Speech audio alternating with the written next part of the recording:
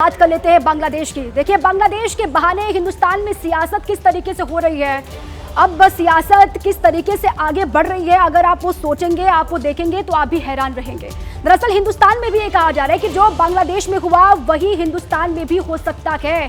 तो क्या बांग्लादेश के बहाने यहाँ पर मोदी को निशाने पर लिया जा रहा है? इसी पर दिखाते हैं आपको एक रिपोर्ट।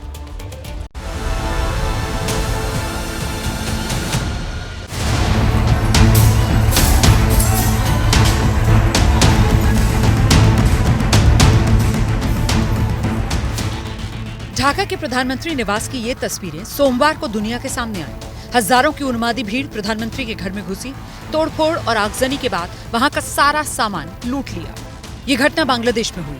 पूरी दुनिया में इसकी निंदा हो रही है, लेकिन हिंदुस्तान में विपक्षी पार्टियों के कुछ नेता बीजेपी और पीएम मोदी के विरोध में इस तरह के बयान दे रहे हैं, जिसे सुनकर आप हैरान रह जाएंगे। पहले श्रीलंका में जनता प्रधानमंत्री के घर में घुसी, अब बांग्लादेश में घुसी। भारत का नंबर है।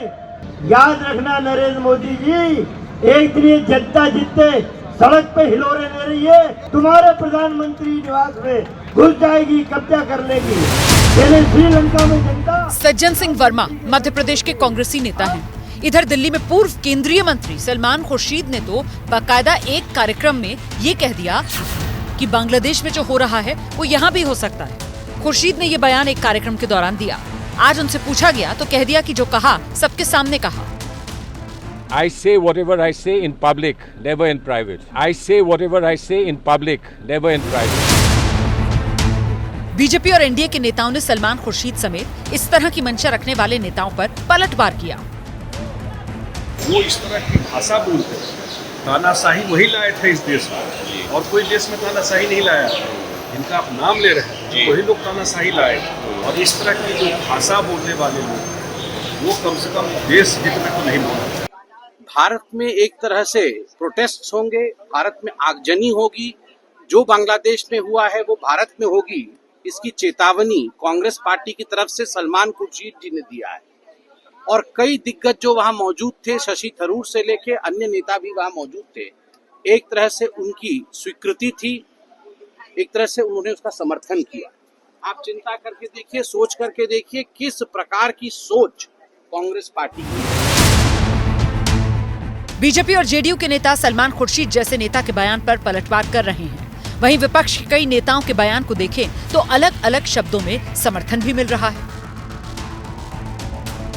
तानाशाही शासन जहाँ भी हुआ है, इतिहास गवाह है कि वहाँ कभी ना कभी विद्रोह होगा ही, और वो बांग्लादेश में आपने देखा। इसलिए जिस तरह से जांच एजेंसियों को अपने तरफ करके जो कुछ भी अभी भाजपा सरकार कर रही है, उनको भी सचेत हो जाना चाहिए कि आने वाले दिनों में इस तरह की बगावत कहीं उनके साथ ना हो जाए। जब भारत देश के गिर्द में कुछ हो जाएगा, हमारा पड़ोसी देश है, तो हमें होशियार रहना चाहिए। तो ये एक तरह वो सरकार को इशारा कर रहे हैं, उनकी तजुर्बा यूज करके कह रहे हैं कि be alert, be aware, because ये सिचुएशन कहीं भी डेवलप हो सकती है। फिलहाल इन बयानों ने देश की राजनीति को गर्मा रखा है, लेकिन सवाल ये, क्या कुछ नेता वाकई अपने बयानों से देश में माहौल खराब करने की कोशिश कर रहे हैं? बहुत बड़ी जो चिंता है बांग्लादेश में बसे हिंदुओं को लेकर है, चूंकि लगातार उन पर हमले हो रहे हैं। आज तो वहां चटगांव में एक पूरी बस्ती ही हिंदुओं की जला दी गई। मंदिरों में भी आगजनी की घटनाएं हो रही हैं। ऐसे में अब भारत में सरकार से यह मांग की जा रही है कि जो हिंदू बांग्लादेश में हैं उनकी हिफाजत के लिए सरकार कोई कदम उठाए।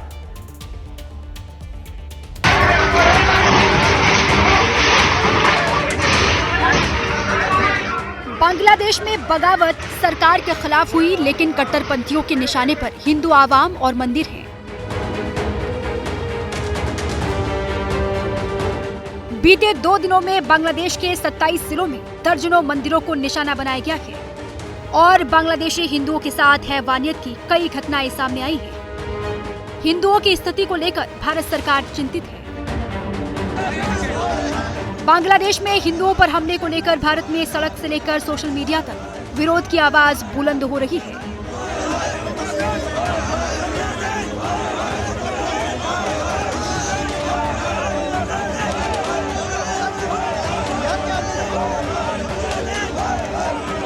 जम्मू में में बजरंग दल के कार्यकर्ताओं ने प्रदर्शन किया और हिंदुओं पर हमले का विरोध किया गया। इधर यूपी के सीएम योगी आदित्यनाथ ने बांग्लादेश हिंसा पर अपनी चुप्पी तोड़ी है और एकजुट होने की अपील की है। आप दुनिया की तस्वीर वर्तमान में देख रहे होंगे। आज भारत के तमाम पड़ोसी चल रहे हैं, मंदिर तोड़े जा रहे हैं, चुन चुन करके हिंदुओं को निशाना बनाया जा रहा है, और तब भी हम इतिहास की उन परतों को ढूंढने का प्रयास नहीं कर रहे हैं कि इस प्रकार की दुर्भाग्यपूर्ण स्थिति क्यों वहां पर पैदा हुई है। जो समाज इतिहास की गलतियों से सबक नहीं सीखता है, उसका उज्जवल भविष्य पर भी ग्रहण लगता है। साधु संत और धर्म गुरुओं की ओर से भारत सरकार से अपील की जा रही है कि बांग्लादेश में हिंदुओं के हितों की रक्षा की जाए। मैं एक और निवेदन करूंगा भारत के सभी राजनेताओं से, किसी भी पार्टी का है, मैं हाथ जोड़ के आपसे प्रार्थना कर रहा हूं, आज आप जागिए, उठिए, समझिए और अपने देश को, अपने समाज को सुरक्षित कीजिए। अगर आज आपने इस भारत को सुरक्षित करने की कोई तैयारी नहीं करी, इन चीजों से अगर हमने सबक नहीं सीखा, चाहे राहुल गांधी जी हो, अखिलेश जी हो, मायावती जी हो, ममता बनर्जी हो, मोदी जी हो, कोई क्यों न हो, इतिहास आपको कभी क्षमा नहीं करेगा।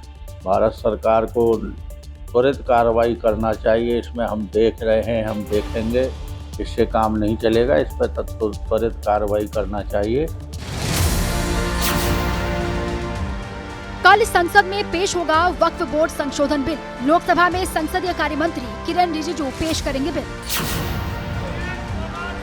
विनेश फोगाट के अयोग्य होने के मुद्दे पर विपक्षी सांसदों ने संसद भवन में किया प्रदर्शन। लोकसभा चुनाव के बाद खाली हुई 12 राज्यसभा सीटों के लिए 6 सितंबर को होगा उपचुनाव। दिल्ली दौरे पर शिवसेना यूबीटी प्रमुख उद्धव ठाकरे। महाराष्ट्र विधानसभा चुनाव की रणनीति पर कई नेताओं से चर्चा। बांग्लादेश के मुद्दे पर कहा, हिंदुओं की जिम्मेदारी करना केंद्र सरकार का काम। आप सांसद राघव चड्ढा की केंद्र सरकार से मांग, पाकिस्तान के पंजाब में स्थित श्री ननकाना साहिब तक हो कॉरिडोर का निर्माण। अटारी वाघा बॉर्डर से श्री ननकाना साहिब तक बनाई जाए सड़क। श्रद्धालुओं के लिए पासपोर्ट वीजा की भी अनिवार्यता खत्म हो। जेल में बंद अरविंद केजरीवाल ने एलजी विनय कुमार सक्सेना को 15 अगस्त पर झंडा फहराने के लिए चिट्ठी लिखी। कहा, मेरी जगह मंत्री आतिशी झंडा फहराएंगी। आगामी विधानसभा चुनाव की तैयारियों की समीक्षा के लिए कल चुनाव आयोग का जम्मू कश्मीर दौरा। जम्मू कश्मीर में इसी साल होने हैं चुनाव। राज ठाकरे की एमएनएस ने विधानसभा चुनाव के लिए उतारा तीसरा कैंडिडेट। लातूर ग्रामीण से संतोष नागरगोजे होंगे प्रत्याशी। शिवडी और पंढरपुर के उम्मीदवारों के नाम का भी ऐलान किया। बात करेंगे रेगिस्तान में जल प्रहार की। वो रेगिस्तान के इलाके जो बूंद बूंद पानी के लिए कभी तरसा करते थे, आज वहां पर ऐसा जल प्रहार हुआ है कि लोगों को समझ नहीं आ रहा। शहर के शहर डूबे जा रहे हैं।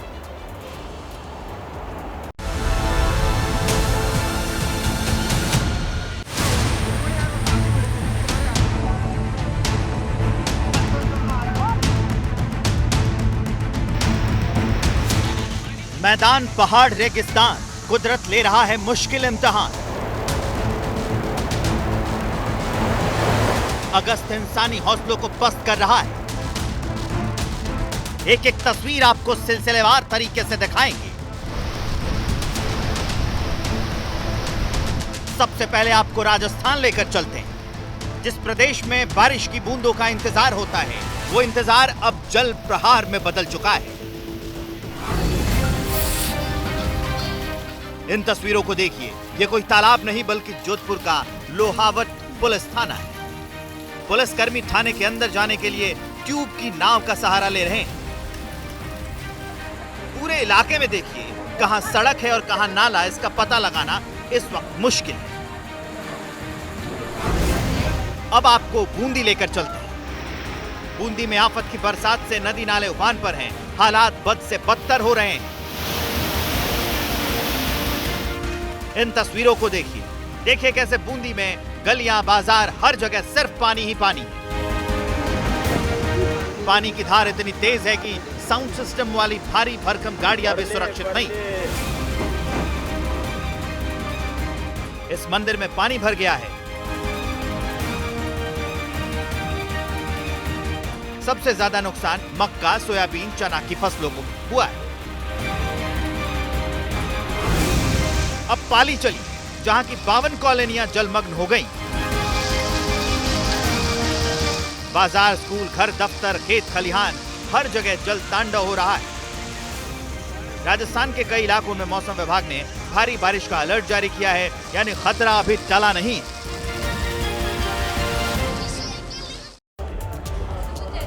और अब बात देखिए, बारिश की वजह से जम्मू और उत्तराखंड, हिमाचल की हालत आपको दिखाते हैं। जम्मू में आज जबरदस्त बारिश की वजह से पूरा शहर डूब गया।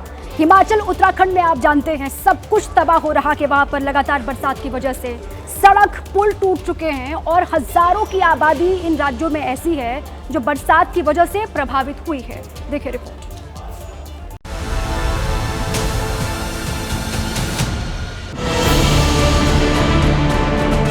पहाड़ों में बर्बादी की बरसात लगातार जारी है। उत्तराखंड से लेकर हिमाचल प्रदेश तक जल प्रलय से हाहाकार है। अब जम्मू कश्मीर में भी जल तांडव मचा है। राज्य के सबसे बड़े शहर जम्मू में कुछ घंटों की बरसात ने पूरे सिस्टम की कलई खोल दी। जम्मू में हो रही बारिश अब बड़ा खतरा बनती जा रही है। जम्मू में बारिश के चलते नदी नाले उफान पर है। जहां देखेंगे वहां सिर्फ पानी ही पानी भरा है। जो तस्वीर आप देख रहे हैं वो जम्मू के पौष इलाके शास्त्री नगर की है, लेकिन यहाँ की गलियां नदियों में तब्दील हो चुकी हैं। एबीपी न्यूज संवाददाता अजय बाचलू ने जम्मू की सड़क पर उतरकर हालात का जायजा लिया। मैं इस समय जम्मू के पौष शास्त्री नगर इलाके में हूं, जहां कुछ घंटों की बारिश के बाद ही क्या हश्र हुआ है आप देख सकते हैं। ये सड़क अब तालाब बन चुकी है और यहाँ पर कुछ देर पहले तक कई फीट पानी था। पानी इतना था कि इस सड़क से आवाजाही तो दूर, वाहनों का गुजरना भी मुश्किल था। पानी अंदर आ जाता है, 2-2 फुट पानी इस दफा अंदर आ गया। आता पानी ऊपर से आ जाता पानी, इतना पता नहीं क्या डाइवर्शन दी हुई है नालों की इधर। जब हमें बारिश होती है हर साल यही हाल होता है, लेकिन यहाँ जो हमारी कोई सुनने वाला नहीं है। अब जम्मू से आपको लेकर चलते हैं उत्तराखंड। केदारधाम यात्रा पड़ाव सोनप्रयाग में सेना ने बड़ी मेहनत और जज्बे के साथ 2 पुलों का निर्माण किया, लेकिन मंदाकिनी नदी का जलस्तर काफी बढ़ गया और पानी की तेज रफ्तार ने पुल को बहा दिया। इन 2 तस्वीरों में देखिए, पहले यहाँ पुल थे और अब उसका नामो निशान भी नहीं। खैर, भले ही पुल बह गया हो, लेकिन केदारनाथ पैदल मार्ग पर एसडीआरएफ का रेस्क्यू अभियान बिना रुके बिना थके जारी है। 7 दिन से देवदूत बनकर ये जवान लोगों की जिंदगी बचा रहे हैं। वैसे उत्तराखंड की मुश्किलें कम होने का नाम नहीं ले रही। अब रुद्रप्रयाग में बद्रीनाथ हाईवे पर गोचर कमेड़ा के पास बड़ा हादसा हुआ। पहाड़ी से मलबा गिरने लगा, इसकी चपेट में कार आ गई। वो तो भला हो, कार में मौजूद लोगों ने भागकर किसी तरीके से अपनी जान बचा ली। बीच सड़क पर पत्थर पड़े हैं और दोनों तरफ जाम लगा। पिथौरागढ़ के मुंसियारी क्षेत्र में पत्थर गिरने का वीडियो आया। देखिए कैसे बड़े बड़े पत्थर नीचे गिर रहे हैं। सोचिए इस वक्त उत्तराखंड में जिंदगी कितनी मुश्किल है। उत्तराखंड जैसे ही हालात हिमाचल प्रदेश के भी हैं। हिमाचल प्रदेश में भी जगह जगह तबाही वाली बारिश हो रही है। एबीपी न्यूज की आपसे अपील, इस मौसम में खतरे वाले क्षेत्र में जाने से बचें और अपना और अपने परिवार का ख्याल रखें। बांग्लादेश से आ रही बड़ी खबर इस वक्त मैं आपको बता दूं, कल वहां पर अंतरिम सरकार का गठन हो रहा है और इससे पहले एबीपी न्यूज को एक बड़ी जानकारी मिली है सूत्रों के हवाले से। बांग्लादेश की पूर्व पीएम शेख हसीना को लेकर जानकारी हमें यह मिली है कि वो जब तक चाहें भारत में रह सकती हैं, किसी और देश में जाने का मन नहीं बना लेती हैं या पुख्ता इंतजाम जब तक नहीं हो जाता है उन्हें यहां पर रहने की सुविधा दी जाएगी। भारत के साथ शेख हसीना के दरअसल पुराने और अच्छे रिश्ते रहे हैं, लिहाजा यह फैसला लिया गया है कि भारत को यहां उनके रुकने में कोई एतराज नहीं है।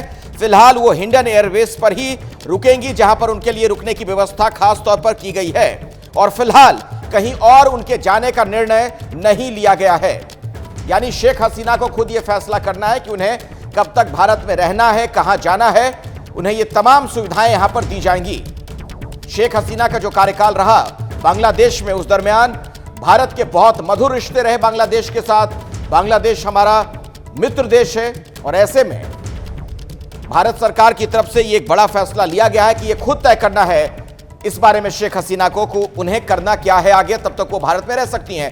इसी खबर पर कुछ और जानकारी के लिए सीधे मैं आपको लिए चलता हूं। मेरे वरिष्ठ सहयोगी आशीष हमारे साथ मौजूद हैं। आशीष जी अखिलेश, आप बिल्कुल ठीक कह रहे थे कि इस बात को लेकर के कयास लगाए जा रहे थे कि अगले 2 दिनों में या 48 घंटों में शेख हसीना बाहर जा सकती हैं और उन्हें अगर यूरोप या फिर यूके या फिर अमेरिका में जहां पर उनका वीजा रद्द कर दिया गया है वहां के द्वार एक तरफ से बंद है तो वो कहीं भी जा सकती है। लेकिन इस बीच हमें टॉप सोर्सेज ने बताया है कि वो जब तक चाहे तब भारत में रह सकती हैं, जब तक कि ये वो खुद तय नहीं करती कि वो किस देश जाना चाहती हैं, तब तक उन्हें हिंडन एयरबेस पे ही रखा जाएगा और उन्हें फोर्स्ड आउट नहीं किया जाएगा। उनका कोई फोर्स्ड आउटस्टर नहीं होगा कि जबरदस्ती उनको देश से बाहर भेजा जाए।